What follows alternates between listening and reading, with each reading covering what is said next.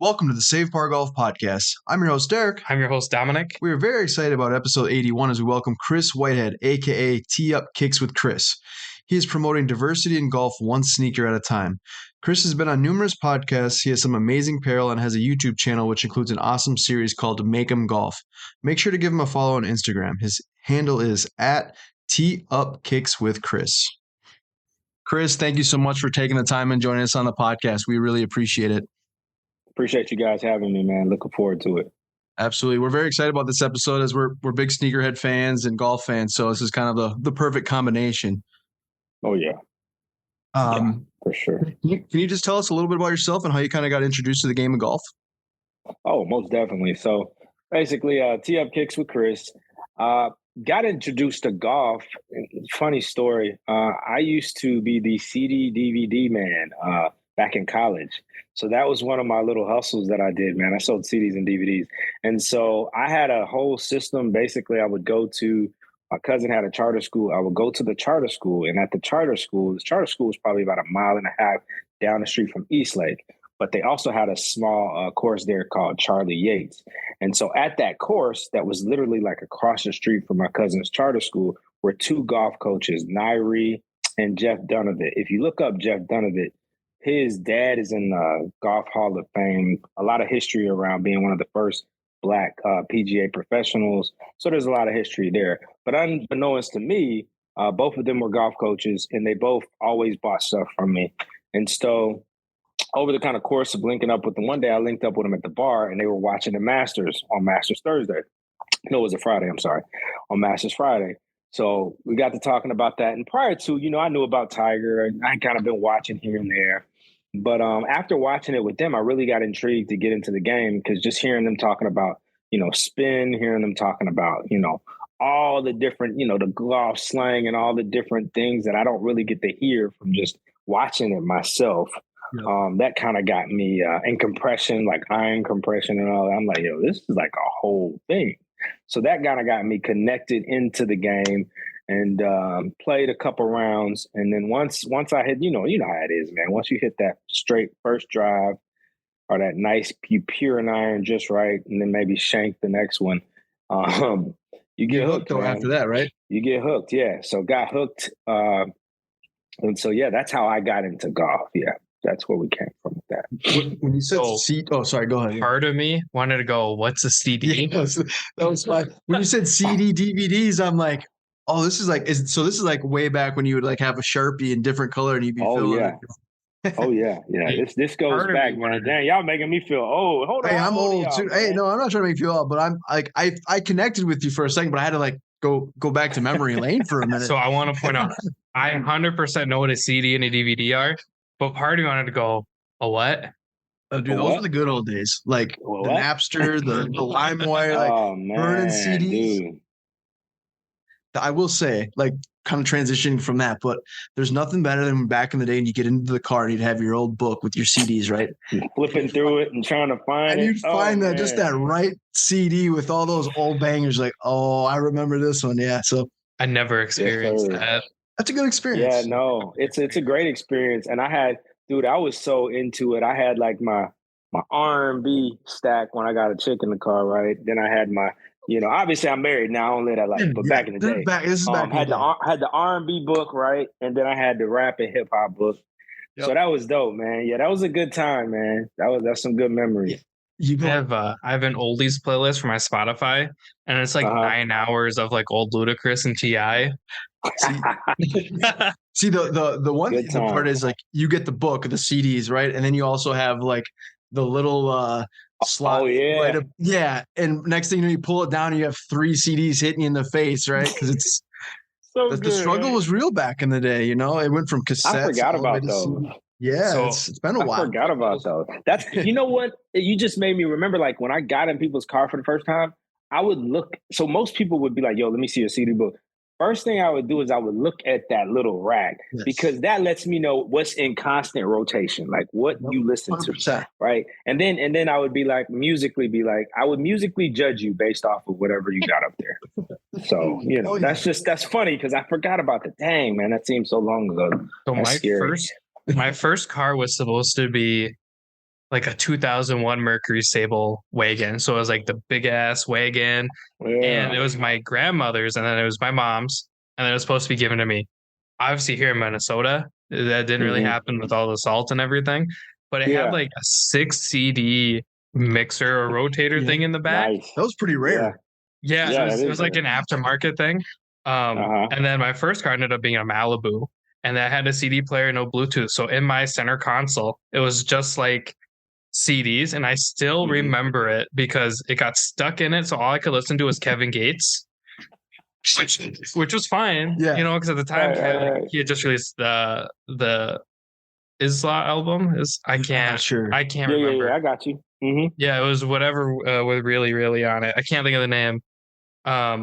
So it was that Lupe Fiasco. Oh, Lupe, yeah, he's and then which Lupe? It was Drogas Light, so it was a newer one because I couldn't find his older stuff on CDs. His older stuff is really good. Yeah. His first album, I can't even think of the name of, but that first album had Daydreaming on it. Album was the first song I ever heard from him was Kick Push. Yeah, Kick Push. That's a good one. See, our podcast is golf and things. See, this is what happens here. We start talking golf, next you know, we get off topic a little bit. That's the beauty about the podcast here. Yeah, I'm young, but I know music. Luckily, the cool thing with here, I don't know if you're a big Prince guy. Oh yeah, my mom and I toured Paisley Park, which is where Prince lived and recorded music. And a quick Prince story: we went to this room where he would do all of his mixing. And and Prince was like, "Hey, I need these really loud speakers." And they're like, "Okay, like sure, give Prince these loud speakers." It got to the point where it was so loud that across the hall is like a bathroom, like urinals and everything.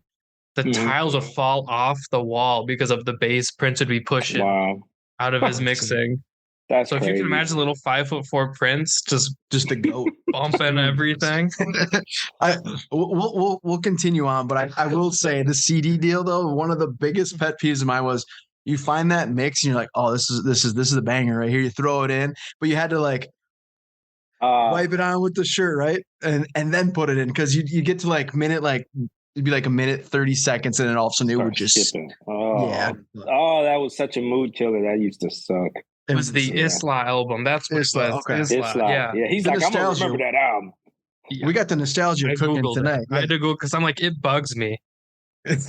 So you kind of told us a little bit about yourself, kind of, watch the Masters. How long have you been playing golf? And like, is it something that you like with the shoes and the apparel and all that? We'll definitely want to talk about that. But did you grow up like watching like basketball, football, any other sports? Was that kind of like was golf kind of something that was on the back burner? You never really followed it up until this point? Yeah, I've always been a baller, man. So basketball was really my first love. You know what I'm saying? So basketball, obviously baseball. I used to love watching football. I never played football, but I definitely played basketball in high school. Played baseball as a kid. But yeah, basketball has always been one of my first loves when it came to sport.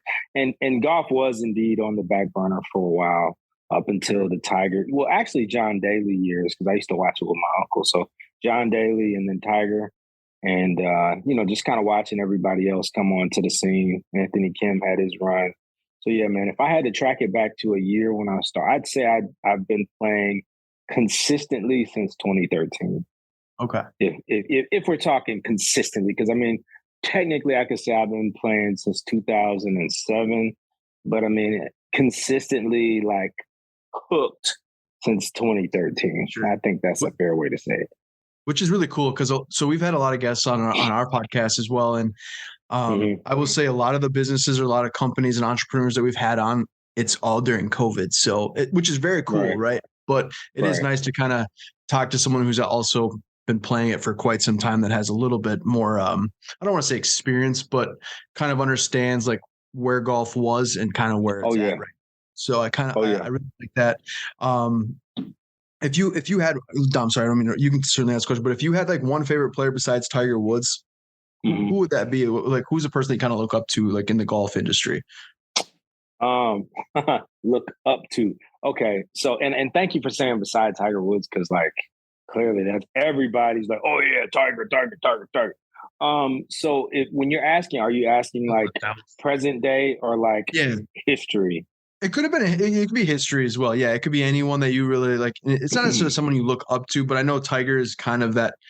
I know Dom's favorite player is not Tiger Woods, but I would say majority of people would say Tiger Woods. He just kind of like revolutionized the game of golf. So like it doesn't have to be. It could be somebody from back in the day. I didn't grow up with Tiger. I give you two. I'll give you two to give you a nice spread. So if I'm talking historically, like throughout time, based on his accuracy, Calvin Pete, unreal. Watching some of his stuff on YouTube and how excellently perfect his shots were off the tee is just incredible. The accuracy. I'm sorry. Somebody's knocking on the door. I think they're just getting home from church. No they worries. Should have the key. Give me a second. If you need to let the door open, no problem at all. Yeah. Oh, they got it. I'm like, why are they knocking? They know I locked the door. Anyway, so I would say Calvin Pete from back in the day. And then Brooks Koepka. Now, everybody's like, I don't know. I don't like his attitude. His game is solid.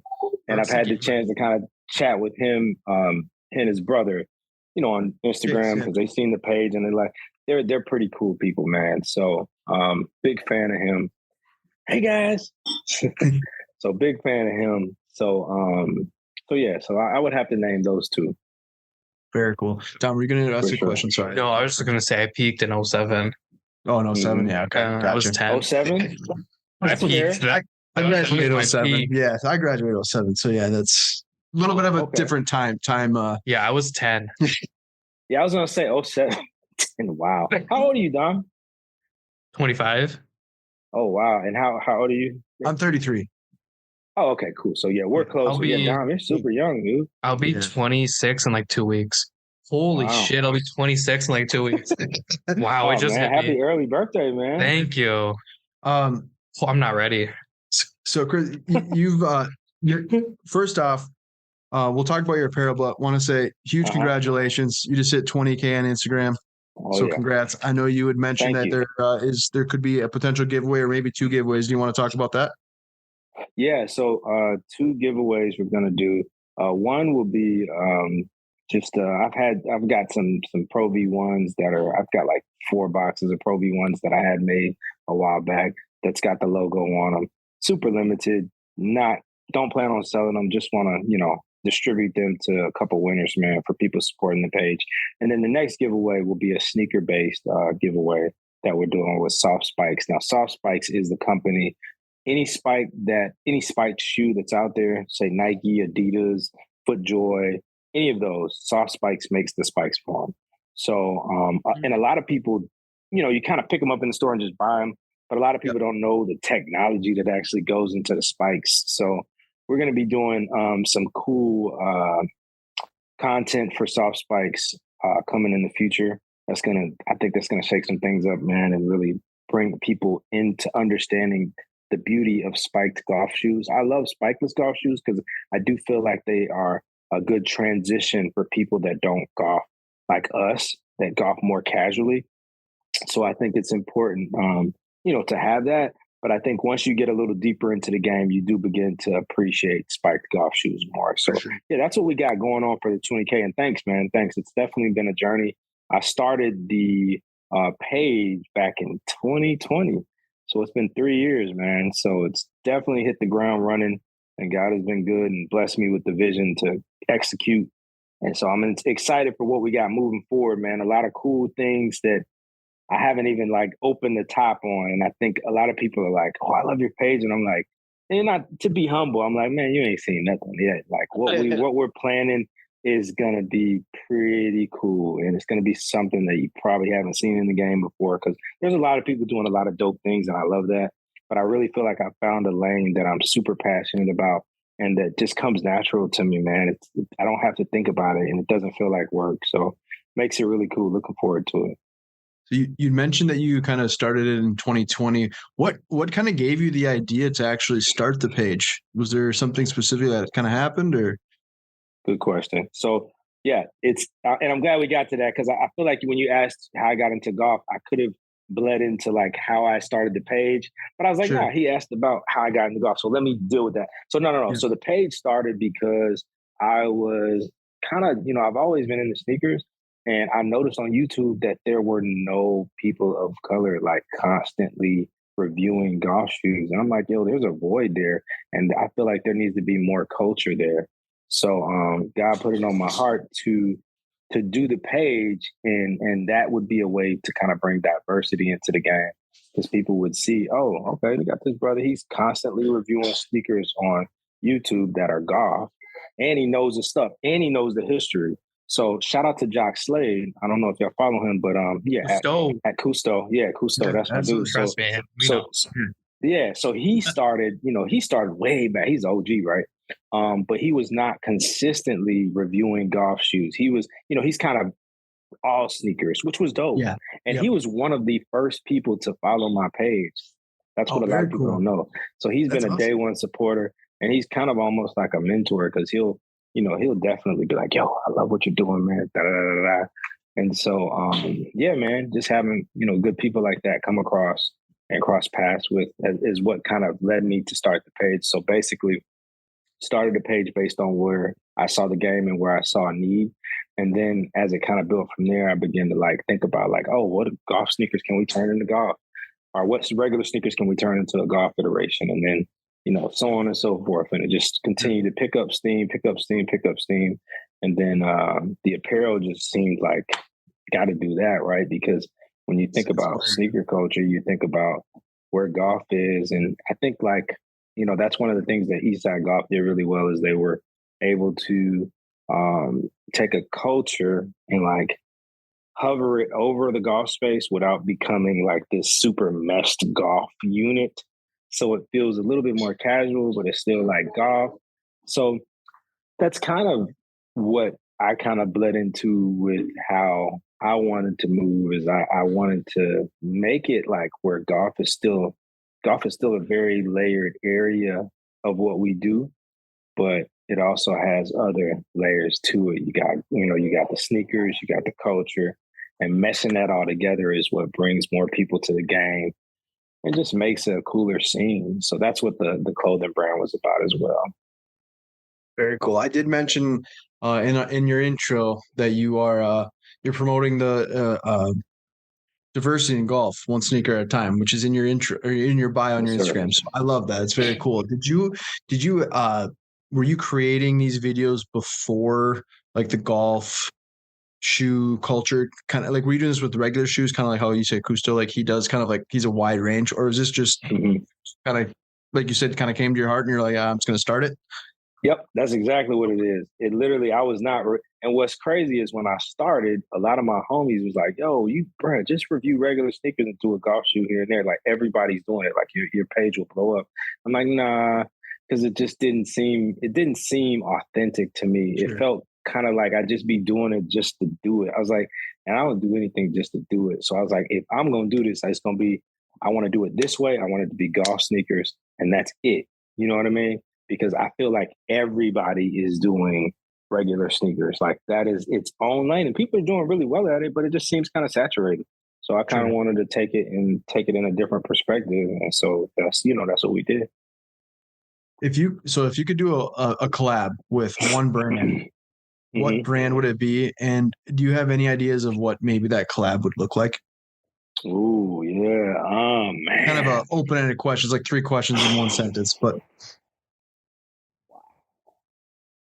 So when you say collab, are we talking sneakers and apparel, or just sneakers?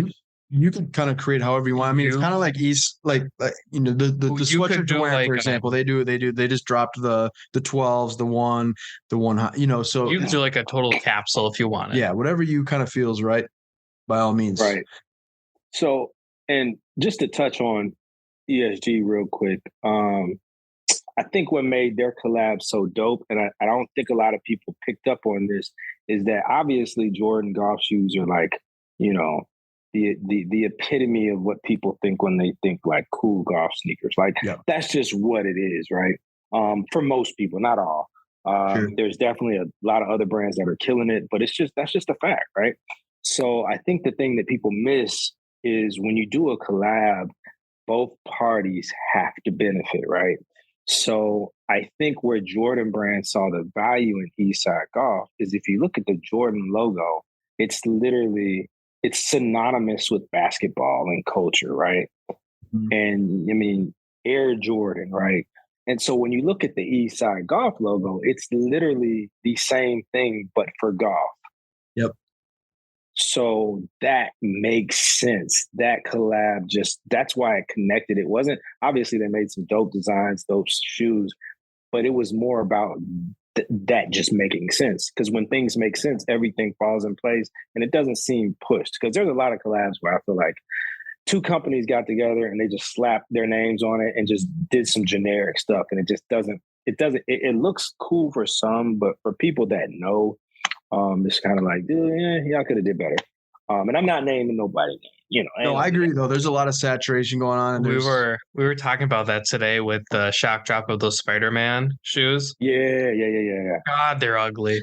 But the first ones were just like a perfect because it's based on Chicago. Yeah. They're super subtle. Yeah. But the new ones are just god awful. Not a big fan of the new release. The story behind them is super cool because it's meant to be going through the Spider-Verse with Miles and everything. But just the way it like you're just saying, it feels forced. It doesn't really look like a Spider-Man shoot. The first one though looks like it has a better story than the first one. Sure. But the second one, you're just like, no. But I agree. There has to be a story behind a collaboration, like you said. Like any two big name brands can just slap their logos on something and sell, right? But at the end of the day, there has some legitimate story behind it of why they kind of collapsed with one another. So I think with you, I think this is kind of that perfect example. I feel like you've kind of established a really nice brand, and you're very passionate about what you want to do. So I feel like this is something. It's kind of like you said, a loaded question, but I feel like that's something that you've maybe thought about before in the past. So. Oh yeah.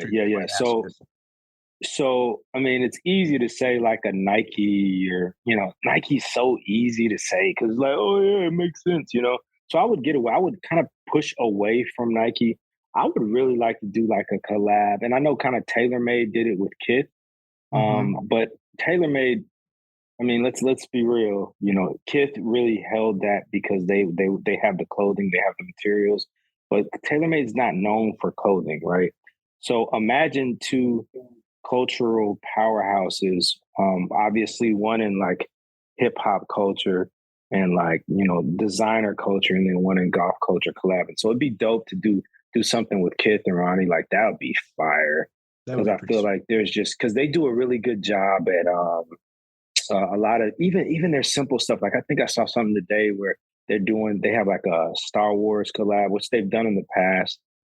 But they really get it. Like he gets that you have to be multi-dimensional. Like you have to have your t-shirts, but you also got to have your fly button downs. You got to have, you know what I mean? Like, and I feel like that would be a really cool experience. I also would like, and I know you only asked for one. I'll give you one more. Oh no, keep firing away. I also would love to do a collab with Metalwood.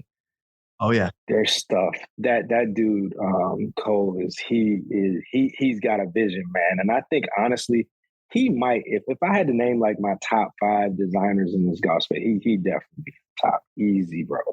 Because he's miles ahead. And it's so funny because a lot of people, it's so interesting to see how things are changing. What we thought, or what people thought as golf clothes, are no longer like cool, right? It's like, yeah, you know what I mean? You can pull the Tiger look off or the Pro Tour look, but it's like, well, you don't have to do that. I mean, you can, I might do it every now and then, but it's so many options. So it'd be really cool to link up with him and do something, especially have y'all seen the new logo that I did with the sneakers and the you've seen it with the T, putting the T into the ground. Oh yeah. There was a lady that helped you out with that logo, I think, right? Yeah. My homegirl Janie. Yep. Shout out to her. Shout out to you, man. Yeah. Thank you. Because she would get on me. She's like, "You ain't gonna come in." So Janie, she's done a lot of my logo work. She's so good. Like I literally give her an idea and she just makes it happen. But it would be dope to do that, but switch that logo, and instead of a Jordan 3, put like a FootJoy. You know what I mean?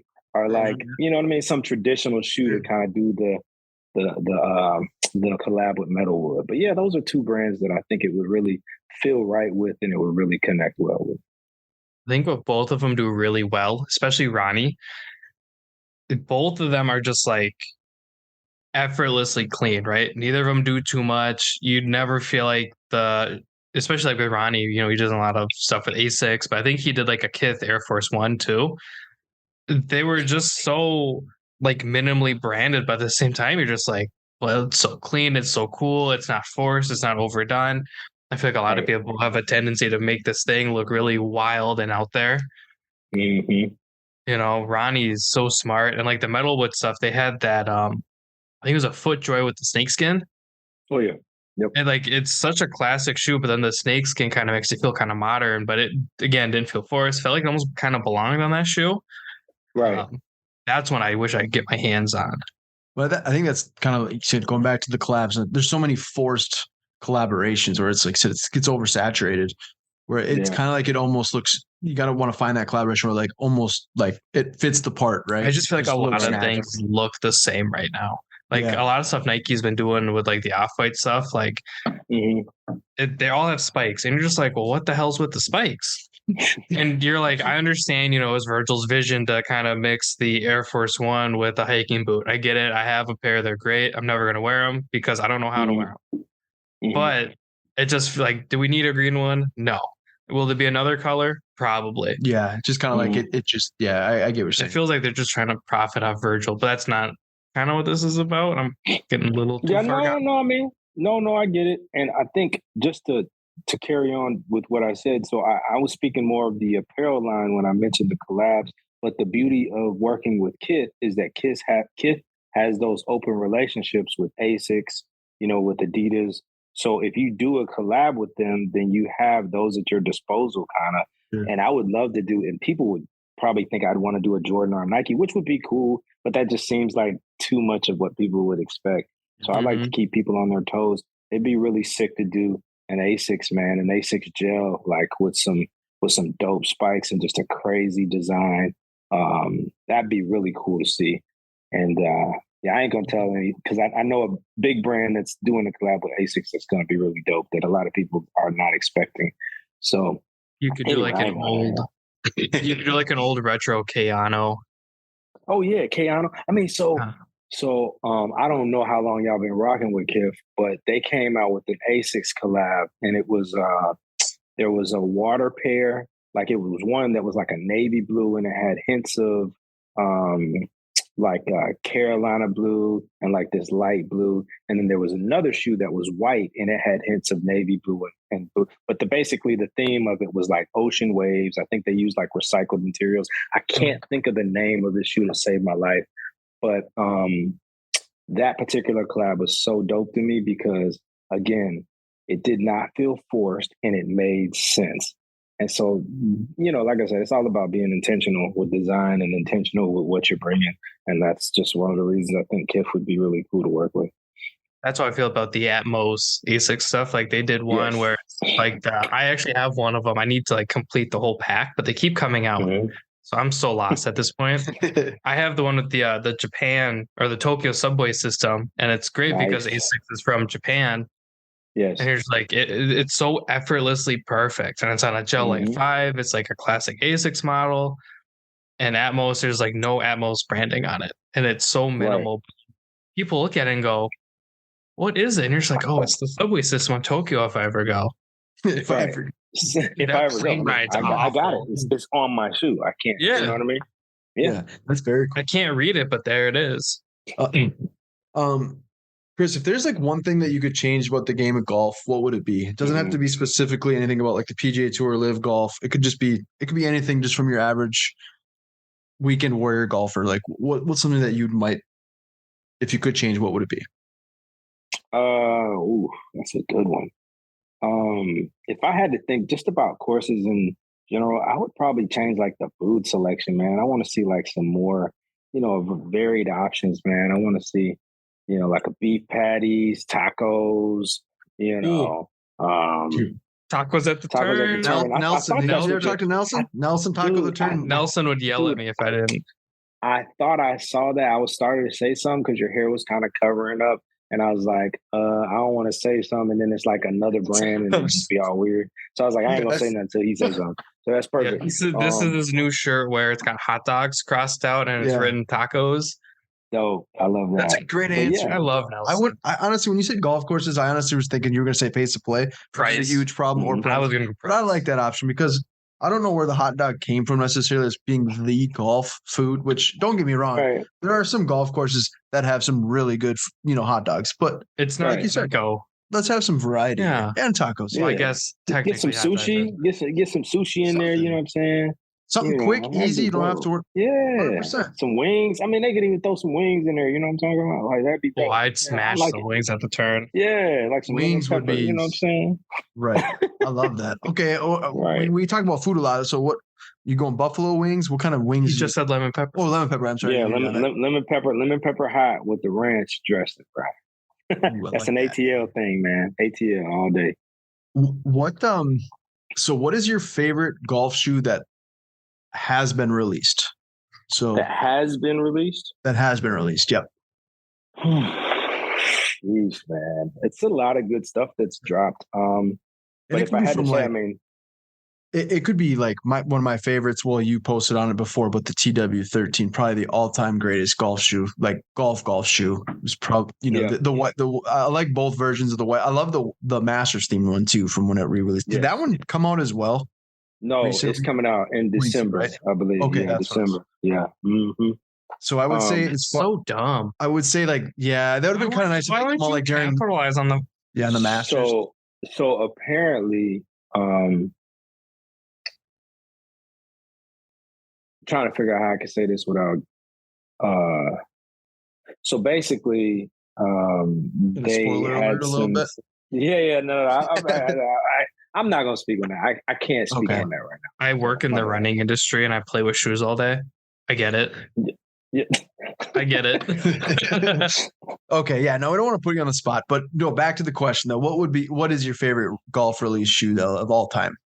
I mean, it's hard. So gotta have that's cool. I put it in the new logo. Yeah, the Jordan 3. Jordan 3. That's it's solid because it is. I'm a big fan of the Nike Next Percent as well, just because it's spiked, but it doesn't have like the replacement spikes. And the Jordan 3, from what I can remember on that cement version, it did have the spikes, but it didn't feel like your traditional. And the traction was really good. My feet didn't, because I being in Georgia, man, it gets really hot. And so I don't like, that's the only reason I didn't say TW13 is because that leather in the TW13, dude, your feet are like hot pockets, man, in that. Otherwise, I would have said TW13. But yeah, Jordan 3, cement, white cement, all day. Easy. What? Okay. Do you have a favorite? Well, yeah, what are your favorites? I would have to probably say the Tiger Woods 13, but I would have loved to seen a Kobe release of a Kobe golf shoe. Because I like the Kobe 6 is really nice. I mean, I've seen people do some customs. We had Govern on our podcast a while back, and he's done some really dope. Yeah, we've had some. He's had some dope. The guy. Yeah, he's so good. Yeah, but I would say some of the Kobe's would be really sick to see. But as far as an actual release golf shoe, I'd have to say the TW13. That's fair. That's fair. What about you, Don? Oh God. So I love the 12 lows. Yes. Comfortable. They're bulky as hell, but they're comfy. I'm currently doing a custom What the themed Jordan 1 low golf shoe. Cool. With my guy Luke from Leaderboard. Yeah, he does nice. Awesome. Yep. Yeah, so his work is impeccable. He does great work. Luke is awesome. I talk to him a daily basis, and he literally set up an appointment for us to talk about this. I was like, we could have just texted, but whatever. So we're doing a What the Theme Jordan 1 for our tournament, which would be super cool. Sweet. I can't remember which one it is. My issue is Nike has kind of butchered some of the more recent Air Max golf shoe releases. There was an older one that was, I can't remember. I still have a pair. So was it the white, red, and black ones that you had? Yeah, where it's the like the NRG. no. This is before they were NRGs. Oh, they were okay. So it was like had to be an Air Max 90, but it was all one piece and it was spikeless. And that's back when they had the nice wide last. They weren't super narrow. I can't think of it, but it was like a sleeve. You would put your foot in, tie it, and you're good to go.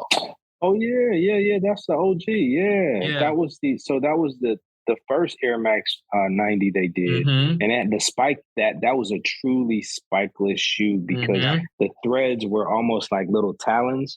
Yeah. That shoe was that's what we should have gotten. We should have gotten like a reworked upper on that. Because that shoe was incredible. So yeah, shout out. That's a good choice. Those ones to this day still my favorite. And they don't make them anymore. And I love Air Max ones. I love 90s. The issue is now they're so like narrow and like I don't have wide feet, but they're super narrow to the point where it's like I can't wear them and I don't want to spend my money on them. And it's like you're playing golf. You want to be comfortable. I want to be comfortable, but they keep pushing such cool colors and stories with them and like the peach. Love the peach. You would those are amazing. Oh, you had mentioned like the Asics and things like that, but I would like to also know what sneaker would you like to see as a golf shoe? Like not necessarily a custom shoe. I talked about how I like to see a custom like Kobe shoe, but like what would you like to see released as a golf shoe like nationwide or worldwide? So like we were talking about this beforehand because this was actually my question. Sorry, I just want to make sure it was asked. I said I don't know where.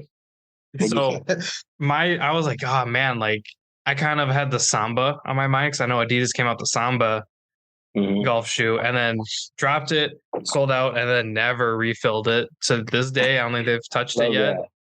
Yeah, so I love that. Like what? Like it could be a classic shoe, it could be a modern shoe. Like what would you like to see get a full blown like public release? The Reebok question. Ooh. Yeah, that would be sick. Pairs of shoes. Yeah, I still have the yellow and blue ones. I have the pair with his parade on the side. That is, one of my all-time. We were just talking about him earlier today. We said he's literally probably one of the greatest of all time that didn't win a ring. Oh yeah, easy. Yeah, and I've met him a couple times here in Atlanta. He's a cool dude, man. He's got a big heart, man. And again, he was one of those guys. Like when I played basketball a lot, because I'm shorter. He was one of those guys I looked up to, man. You know, same. Yeah, same. Dude, That's why I love Curry. Banged around. He used to get banged around so much, bro. And if you ever watched him live, like it was unreal to watch, man. I mean, he's coming straight in the paint like he's 7 feet tall. There was no. That's perfect. Yeah, fearless. Yeah. He was a stud. And he's got like iconic moments, like the step over and and then crossing Jordan twice. Sleeve. I mean, they crossed him over. His rookie year. That was. You know what would be sick? You know what would be absolutely sick? And I think I kind of put this on my page in the concept. It would be sick if somehow Jordan and Reebok did a collab where they had the shoe. I think Jordan was wearing the Cherry 12s when he got crossed by AI. Yep. And then AI was wearing the white and blue questions, I believe. It might have been the white and red. I can't remember. I think, no. I think it was the white and red. And they came out with a pack. I mean, obviously they sell them separate, but they come out at the same time. And that would be so sick. And tie that history in. Maybe like an anniversary type of deal or something like that. Yeah, make it and make them, a golf shoe. That would be so incredibly dope, bro. Like, didn't James Harden and Iverson have like a joint collab thing? I don't know. About that. I don't know about that. That they may have. Am I crazy? I can't speak to that. You know what? He might have did like a colorway or something. I don't know if it was like a distinctive. I'm Googling it. Yeah, Allen Iverson was probably one of my all-time favorite players. I would say, again, not to kind of get away from the golf, but that kind of like you're talking about the height thing. Same thing for me. I played basketball in high school, and basketball was my number one like sport. Like that was my life. And then obviously, like as high school, get out of that, that's where I kind of picked up golf. So in golf, you can play it pretty much your whole life. So that became like my number one type of sport. But I've always had the love for basketball in the NBA. Unfortunately, I'm from Minnesota here, so our Timberwolves have notoriously been terrible, but we do have maybe a bright future with Anthony Edwards. The guy's going to be a superstar. Yeah. He's really good. But we're talking about the height and all that. That's kind of where. Not to interrupt. Oh, go ahead. But yeah, there's a collab. Oh, there is. It's Allen Iverson and Harden. Oh yeah. Yeah. So I'm both on the box. Yeah. So it's a black. I'll screenshot it and send it to you. Okay. It's a black and white question, but on the back of the heel, instead of Allen's 3, it's Harden's little H. Yeah, his little logo. Which is weird, right? Because Harden's with Adidas. Yeah, has always been with Adidas. Yeah. Well, no. So a lot of people don't know this, but Adidas acquired Reebok for some time. Yeah. So that's probably how they were able to pull that off. Gotcha. Yeah. What year did those come out? It was pretty recently, like semi-recently. It was kind of when they were doing all of the because there was like all the Reebok because there was a year where they just dropped question after question. It looks like it's 20 or 21. Okay.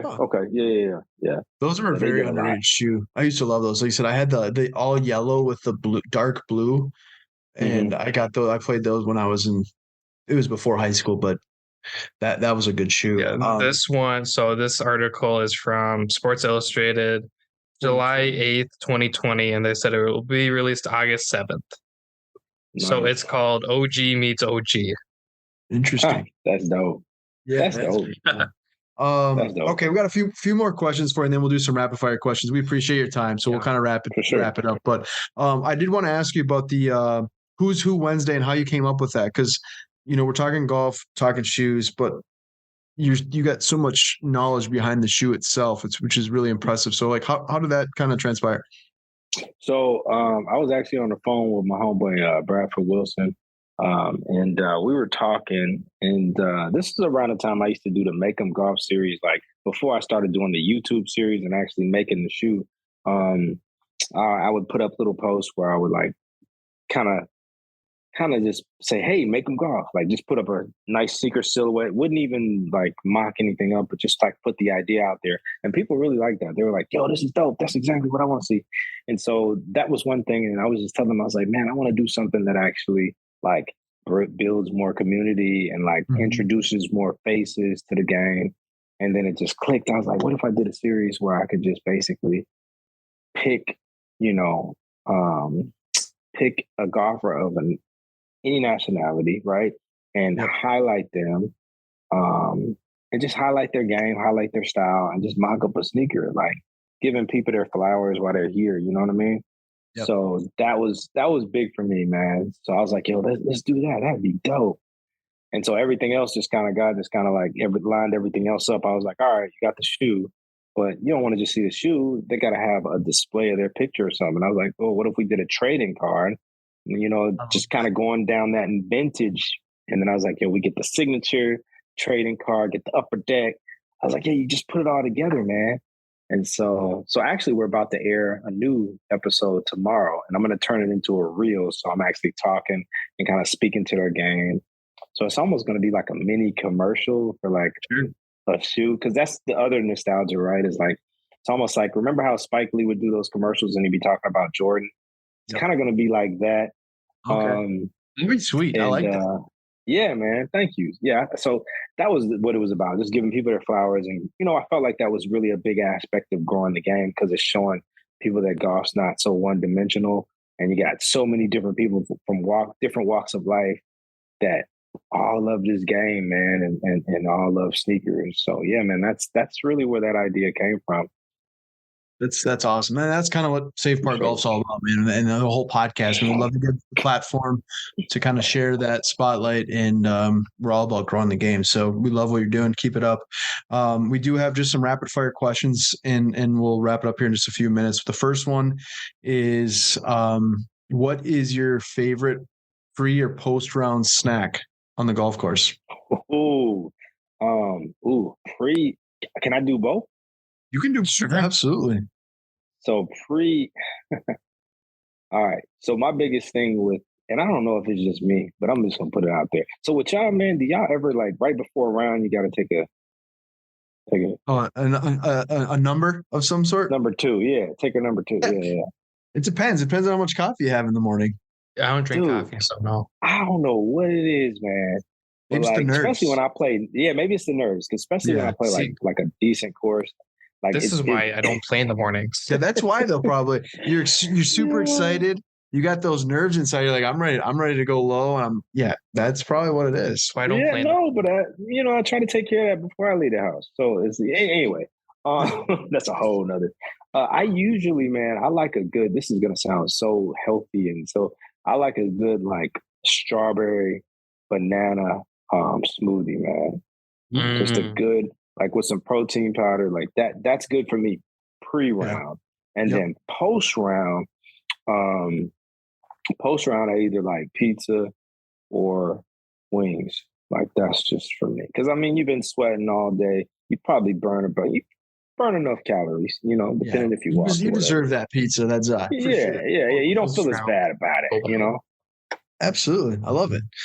We've asked this question on the last like few episodes. I think it's kind of intriguing. So you get a chance to buy one golf course and live on it for the rest of your life, except for St. Andrews, Pebble Beach, or Augusta National. Which course would you choose? Except for Augusta National, Pebble Beach, or St. Andrews. Yep. Oh, that's easy. Half Moon Bay. We're going there in June. So we're excited. We've never played it before. We're playing the ocean. That was an awful. That was no, dude. It's coming, guys. It's okay. I got y'all. So interesting story about Half Moon Bay. So our honeymoon, we had our honeymoon there, my wife and I. And what's wild is, sometimes are either one of you guys married? Yes, I am. He is. You're married. Okay. 4 years in June here. Could not pay me. Man. Congratulations. Oh, it's the best. I was gonna say, Dominic, take your time, bro. Take your time. I say it's the best thing. Amazing. Chris is the exact opposite approach. No, I'm just kidding. It is the best thing. Yeah. I just say that a part of you has to. People always say, "Well, part of you has to die," or you know what I mean. I wouldn't say that. A part of you changes in a good way for the better. But anyway, I'm not mentally or emotionally there yet. I was gonna say, you have to be semi-ready, and you'll know when you know, right? As a man, you'll know. I mean, you're 20, I'm not even dating any. Yeah. What are you, 26? 26 soon, yeah. Plenty of time. I didn't get married till I was like 34. So take your time. And he's preaching the words right now of taking your time. I'm just saying because my thing was, I was like, and my wife was the same way. It was like, yo, I just want to make sure when we're married, I'm good. I don't need nothing else. I'm good. I've done everything I wanted to do, and I can just completely devote, being your partner, having children, boom, boom, boom. So yeah, man, that's the beauty. But yeah, anyway, I didn't want to get off on a tangent, but you feel me on that. I almost went on a tangent.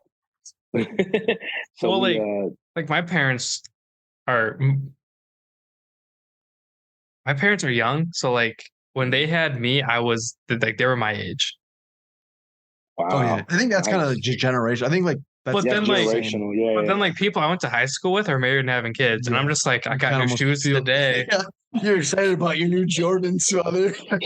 They got little Timmy new. I know the worst part is just sent me a video, so I'm assuming it's about my shoes.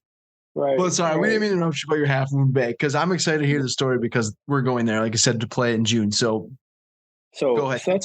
So my wife is such a good planner that sometimes I lean on that too much. So she had planned she's like, yo, so we're gonna stay here. And I had kind of looked at the website, kind of like breezed it over, like didn't really look at the amenities and everything. So when we get to the Ritz-Carlton there, it's nighttime. I mean, it's dark. So you can see, we get out the car or whatever, get our bags in. I'm like, oh yeah, this is nice. Yeah, bring champagne to the door. We go. I know the spot is official because we go in. There's a little restaurant, and I mean, it was. I looked at the menu. I was like, oh okay. I was like, oh yeah, I see what we're doing here. So, so that morning I wake up and I look out the window and I realized that we're by. I think it was hole 14. Look out my window. Hole 14 is right there, and so I immediately like, hold up, baby. There's a golf course here? And she's like, yeah, that's one of the biggest amenities. I was like, oh, wow. I was like, am I gonna be able to play some golf? You know, I'm like, this is the honeymoon now. Oh, you're She's like, excited. she said the only hole you need to be worried about, obviously. Yeah. Obviously, right? So didn't get to play it, but we definitely have plans to go back. But the course itself is amazing. Yeah, that's gonna be. To be honest, I think it's probably better than Pebble, in my opinion. Awesome. Well, I'm glad that you made that. That was your answer, because that just made me that much more excited. I mean, we've heard nothing but great things from it, but it's awesome to hear. Beard just played it and sent us a ton of videos. Yeah, it looked fantastic. So he was stunting, huh? And it was a perfect day, right? Yeah. He had a beautiful day. Well, we're like I said, we live in Minnesota, and we got a tease of like 4 or 5 days of like 75, 80-degree weather, and then since it's been a long, brutal winter. But I think it snowed since then. Yeah, it has. Wow. And like, I mean, it's starting to warm up, but the wind is so crazy right now. So but we're supposed to get some better weather next week. So, so one thing I want to say that I left off. So hole 18 at Half Moon Bay did he tell you about it? Your buddy tell you about hole 18? No, but I think that might be on the old course. I think, not the Ocean. I could be wrong. No. So the last hole okay. So let me rewind. The last hole on the Ocean course is right by, it's your typical like sum up nice golf course where the clubhouse, or not the clubhouse, but the hotel sits right there. So you know what I'm talking about. Yeah. Right? Yep. So the hotel sits right there. So the funniest thing to do is to sit out. They have like a little outside reception area, and they even have like a little fire pit. Is to sit out there and watch guys like hit their ball like from they hit, because it's like a par. I think it's a par 4. And so it kind of, you have this wide fairway and it dog legs left, and it comes down, and it's this nice heel. So if you peer your drive, I mean, you could, depending on how far you hit it and you catch a nice roll, I mean, you can get down there. But I love watching people like come up short and be hacking all the way up until they get to the green. That was the funniest thing to watch, because like even people that don't know anything about golf are like, "Yo, this is hilarious." Yeah. So that was one of the funniest things to kind of watch. Yeah, use the Texas wedge. Just finish, bro. We done. You know, just pick it up. Just pick it up. Right. Okay, a couple more questions. What is your favorite golf shoe to wear on the golf course? Next Percent, Nike Next Percent, easy. Okay. It was pretty comfortable. I know they've been really like hyped up like the last year or so. Yeah. So before that, it was the Air Max 270 golf. And it's interesting because that's technically a spikeless shoe, but the traction and stability on those is incredible. The waterproofing is good. So yeah, that would have been if you would have asked me in 2020, it would have been the Air Max 270. And 2021 to 22, 2021, it would have been the Air Zoom Infinity Tour. And then now it is the Next Percent. Okay. They really did good with that shoe. I love it. I like this question. So you're on the first tee. Mm-hmm. What is your walk-up song? Ooh, it depends on the day, man. What CD are you putting in? You got to put some old T.I. on. Well, so for me, it would actually be Outkast, Southern Playalistic, Cadillac Music. Oh yeah, I like Bombs over Baghdad. Yeah, they're out of ATL. That's an easy one too. Yeah, of course. Matter of fact, I live in Decatur, so the Decatur song, you know. Yeah, for sure. Very cool. I love that. Oh, great answer. Okay, very cool. Oh yeah. We've never we've never asked you. What's yours? It switches by the day for me. See? Because for me, it switches by. I mean, it depends on what mood I'm in. Normally, I'm in a great mood, but I mean, I can change it if you want. Like, it depends. Like, it depends on who I'm playing with too. It's like, all right, are we playing some hip hop? Are we playing? So it's you and me. If it's, I don't know. You really put me on the spot. I'm the one that's supposed to put people on the spot, ask their questions, and now you guys are reversing it on me. Well, no, don't even think about putting it on the spot, man. I will say this. This might be a little cliche, but I don't know if you're into boxing or not. But yes. So Gervonta Davis just fought Ryan Garcia. Yep. And I will say Oceans by Hillsong is probably my all-time favorite song. That's it. That's a good one. And I was like, it's a totally different mood of a song, but that is my jam. I was pretty surprised when he came out with that song. So that's a pretty good song. But otherwise, if I'm trying to get like hyped up, I would probably do. See, my wife's Mexican, so there's a lot of Mexican songs. I'm not very good at my Spanish, but there's a lot of songs that I listen to that are really good right now. So I'm gonna have to save that for the next episode. I'm not really sure. I got a whole wide range of variety of songs. How about you, Dom? I know normally you go Pop Smoke, but I feel like it's usually like Pop or Nipsey. I bet you didn't see that coming, did you? Well, I'll say Nip's got some hits, man. Pop. So what's funny is Pop Smoke. I've listened to some of his stuff, but when you said Nipsey, I was like, oh yeah, Nip. Nip you is could do like for Nipsey, you could do like Hustle and Motivate, just the the intro. You could do pretty much any track off, especially off of Victory his last album. Yeah, any track is pretty much gold. Yeah. Right? No, I would do. I've been kind of on like Essential C kick out of the UK. I don't know why. I don't know why, but just lately it's been a lot of Essential C. That or like something from like Jacquees, even though it's a little bit slower. Really, I was not expecting Jacquees. I love Jacquees. That's good. That's good. Well, it's funny. Have you guys listened to? I did a Rain Session playlist a while back. I've seen a couple of them. I haven't listened to them personally, but I see when you click on your link. Check it out because it's literally what we're kind of talking about. So like this particular one is more like 80s baby nostalgia.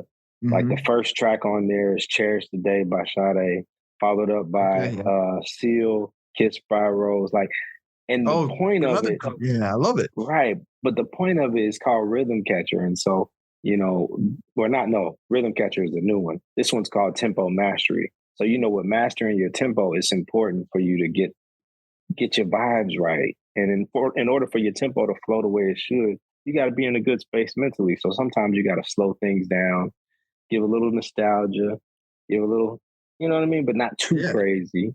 So you kind of got to build up to, you know what I mean? Right. Nope. I love it. See, like I said, I have a wide range. I'm not big into like rock, but I do like, I do like some of like the Linkin Park, like the old like nostalgia, like Linkin Park and all that stuff. But you know what I mean? Like, what was the name of that? What was that name of that first time? Hybrid. Yep. Hybrid Theory. Hybrid Theory. Yeah, I believe. So like, think like I was listening to that earlier. It's like it just depends on my day because like I said, I love so many Mexican songs, but I don't know a lot of the lyrics. But man, I'll be vibing to a lot of that. See, like for you, it depends on the day. For me, I'm thinking like where am I? Like where I'm at.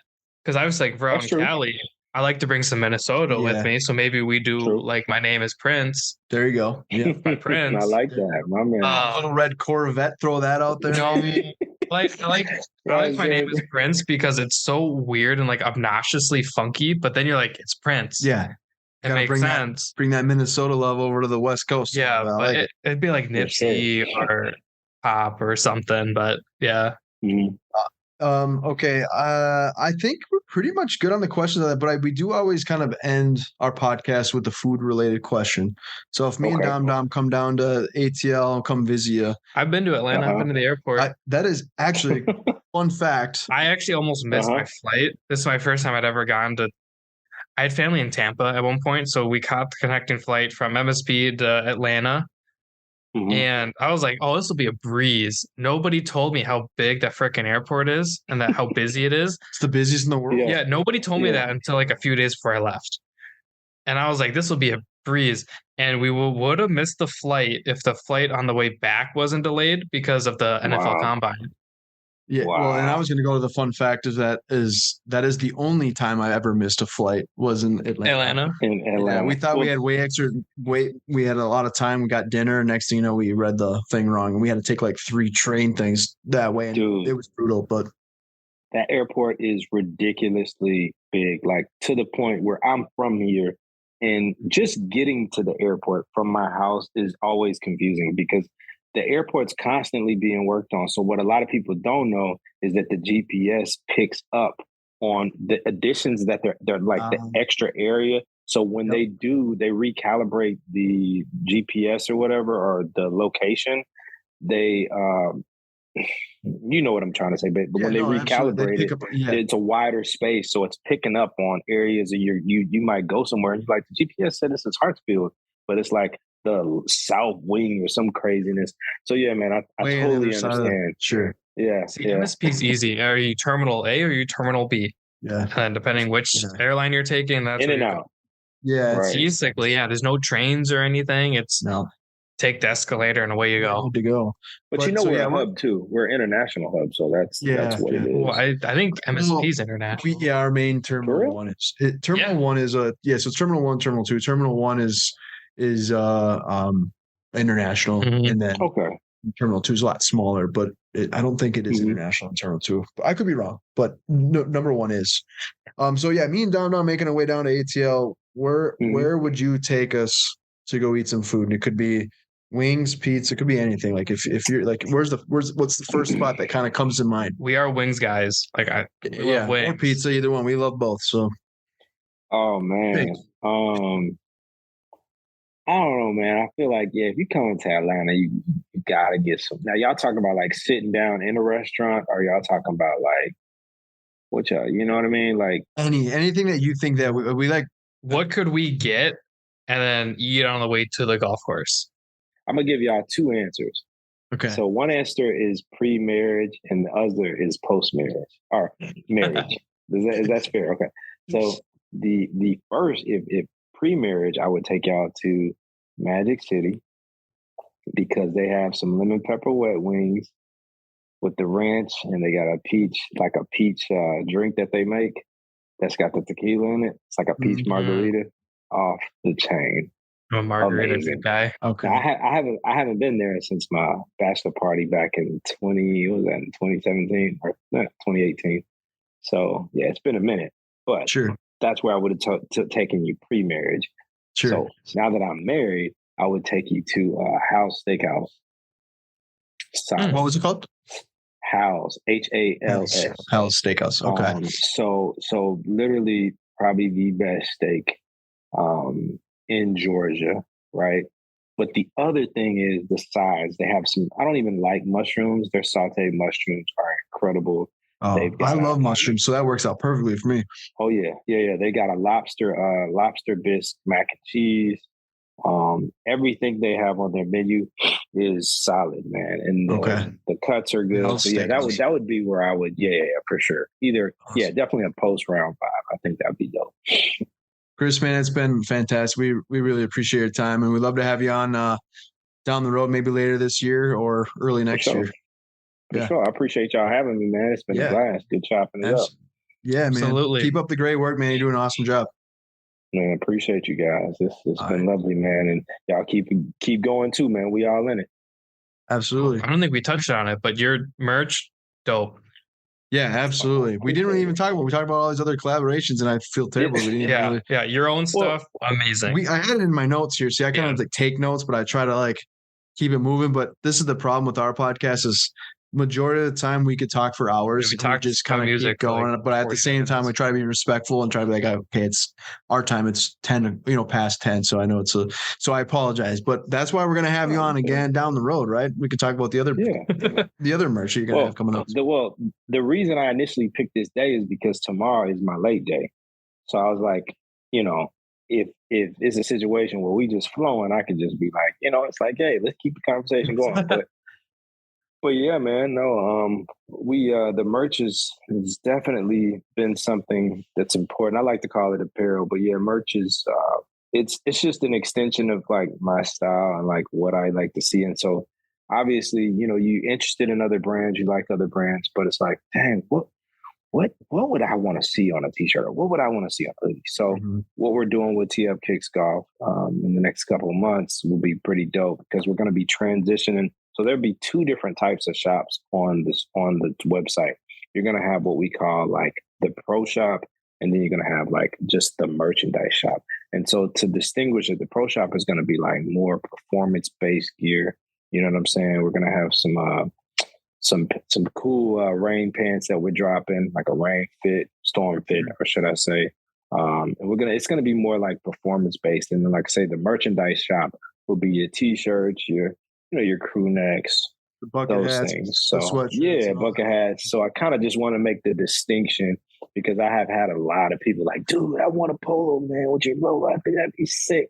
I'm like, yeah, man, we're definitely working on it. But again, when I put stuff out, I don't just slap stuff on a polo. Like I want it to be good Done material, right. especially with polos. You know, with shirts, it's a little different. Like even with the Masters shirts, like I don't think people realize like a lot of the sizing and the fit, I wanted it to fit like you bought it from Augusta back in like the 70s. Like, you know, how those Yep. shirts, I mean, they didn't have that cute little athletic gear fit. Yeah. You know what I mean? Like I Well, it wanted just to goes to fit. the point of how much thought the thought process that you put into it. Appreciate it. Appreciate Yeah. it. Yeah, that was super important to me, man. Because one of my good buddies, he has a website called ATL 1996, and so basically his whole website is dedicated to the 96 Olympics when it was in Atlanta. And so all of his merch is like recreating that. And it that really gave me a vision for the Augusta theme stuff. Cause I'm like, yo, the level he takes it to with the details, like he literally has, when you buy something from him, you get like a laminated, what looks like a laminated ticket that you would have gotten to the Olympic Games back in '96. Oh, wow. I mean, cool. and it's check out ATL 1996. Yeah, it's pretty sick. So that was kind of that gave me inspiration. I was like, yo, I could do something like that for Augusta. That'd be pretty dope. Very cool. I love it. Yeah, man. No, man, you keep up the great work. I really like the 2023 Masters champion shirt with all the guys. I love it. And the same thing like with the colors too. Like you tie it back to you got the yellow shirts that have, it kind of looks a little bit retro or vintage style. Yeah, so you get it. Thank you, man. Like I think because I had a lot of people reaching out, like, is this gonna come in white or is this gonna come in black? And I'm like, yeah, we can do that. I was like, but that's not where I was going with this, right? Yeah, I was like, that defeats the whole purpose. And the thing, so what I'm learning, man, is that when you're designing, you always have there's this thin line, right? You can either do what everybody likes, or you can do what you like in your vision, and everybody will eventually catch up. Yep. So there's a lot of stuff that I designed 3 years ago that people are like, yo, like they're just now getting on to it. So I'm having to realize, like, okay, it's like, one, do I balance this? Do I do what I know people are gonna like and some of what I want to do? Or do I just say, I'll just do what I want to do? Yep. And so that's the constant balance I think that most designers get, is just trying to figure out, like, damn, I know what I want to do, but how can I do this where it'll you know what I mean? So it's that makes it interesting. For sure. Well, I think you just keep on doing what you're doing, man. I think you're going to continue to go a long way. So keep it up. And obviously, like I said, Dom and myself, we'll help you out as much as we can along the way. So we appreciate it. And we'll definitely have you on again, man. We'll chop it up with some basketball shoes, golf shoes, anything in between, food, of course, too, like we did. Totally got off topic for about 40 minutes of this podcast. But that's cool. That's what we do. The last question was about food. I was going to ask y'all, so and you said Minneapolis, right? Minneapolis, yep. So if I came there, where would you guys take me to eat? Well, that's hard, because the cool thing with Minneapolis, and it's one of my favorite parts to explain to people, is it's so multicultural that it truly just feels like a melting pot of places. I don't even know. Like, that's the hard part.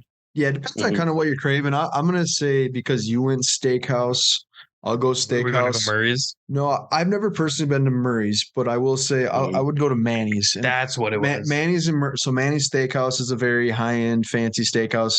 It's kind of like an anniversary type of deal. My wife and I go there for our anniversary. It's not cheap, but it's like the mushrooms that you talked about. Same thing. Like they have hash browns. You can get like Tabasco hash browns or just regular hash browns, but like the side dishes are so big that like it could be for 3 or 4 people. But I would say Manny's Steakhouse. It's just a few blocks from our place here, and it's fantastic. The Murray's, like he'd mentioned, they're essentially kind of the same thing, but from what I've been told is that it's kind of more of an age thing. It's like if you're if you're over 50, Murray's is the place to be. If you're under 50, Manny's is the place. That's from what I've been told. So I can't really compare Murray's, but Manny's is kind of like one of the number one steakhouse here. I thought of Murray's because they have a spot in Target Field. Oh, that was why it came to my mind, that they have good sliced beef sandwiches. Sure. But hopefully you make it out to Minneapolis. I mean, Minneapolis is not a big city, but it's not a small city. It's like kind of a very underrated city. And it's like Dom said, it's pretty diverse. It's a beautiful little area. We love it here. My wife and I have been here for 4 years now. So, and wow. Yeah, we love it. So, and Dom's just in a I live in the suburbs. Yeah, so he's not too far from us. So it's great. So if you ever make your way here, golf courses, we do have some nice golf courses. I mean, we don't really get the rap of some of the nice courses in the United States, but the Midwest does have some nice golf courses. So if you ever make your way here, I think our big issue is our really nice ones that people rave about are private. Like Hazeltine, can't play it private. Yeah. We have one of the only private TPCs in the country. So we can't go play TPC Twin Cities private. What's another one that's private that's really nice? Interlochen. Summit or Spring Hill is supposed to be better than all of those combined.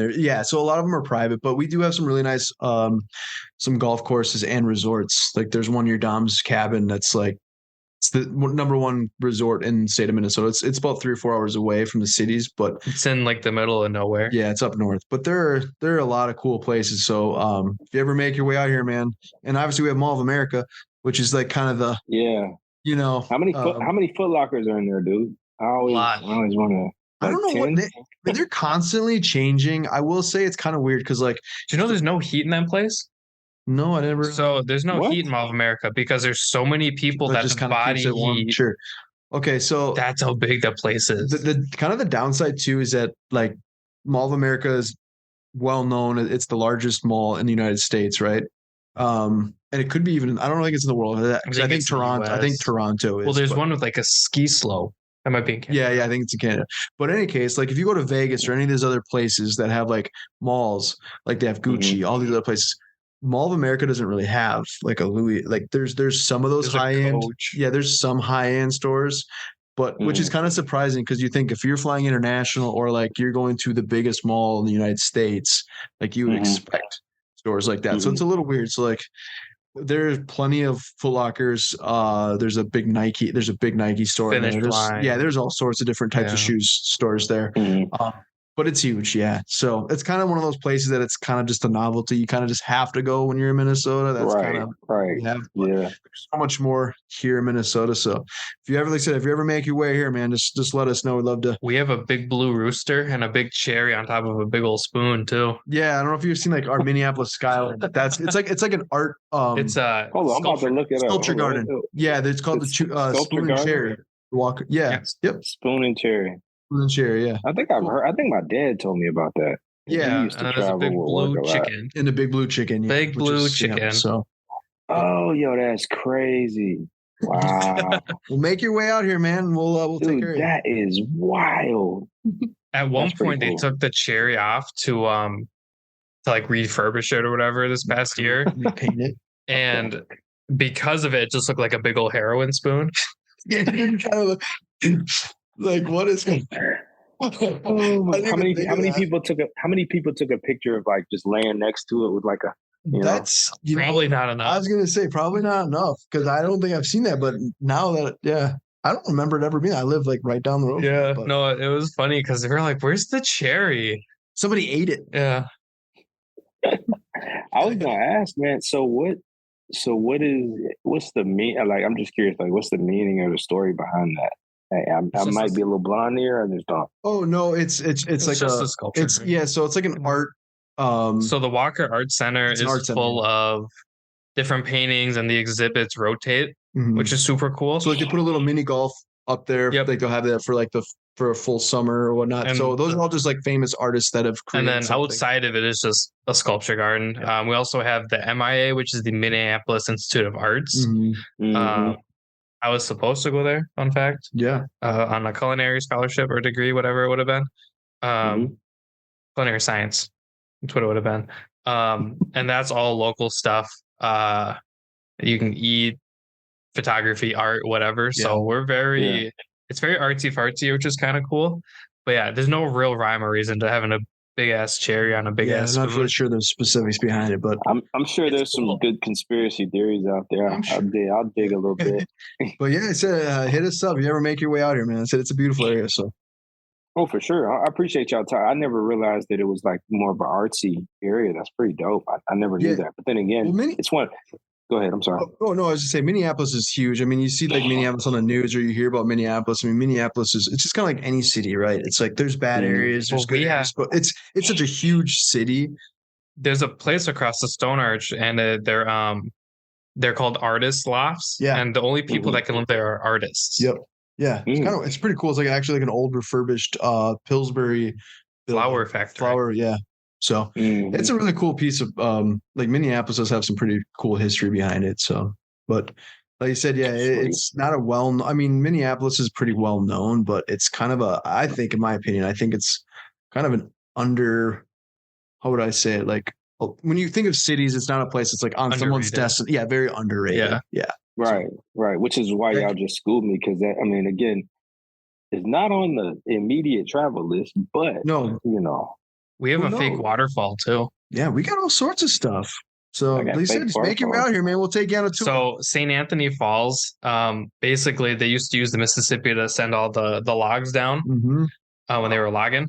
And they're like, cool, let's make a waterfall. So St. Anthony Falls, it's basically a big slab of concrete at an angle. So then the water goes down. Why? I don't remember. We're just giving history lessons right now. No, man. That's pretty cool. Minneapolis. Now I'm gonna Google all this stuff. I just look up the Stone Arch Bridge. That's actually where I proposed my wife. That's where we used to walk all the time. It's like right down the road, but it's like I've done a lot of night photography. Yeah, it's a cool photography spot over there, kind of with the Mississippi River. Sick.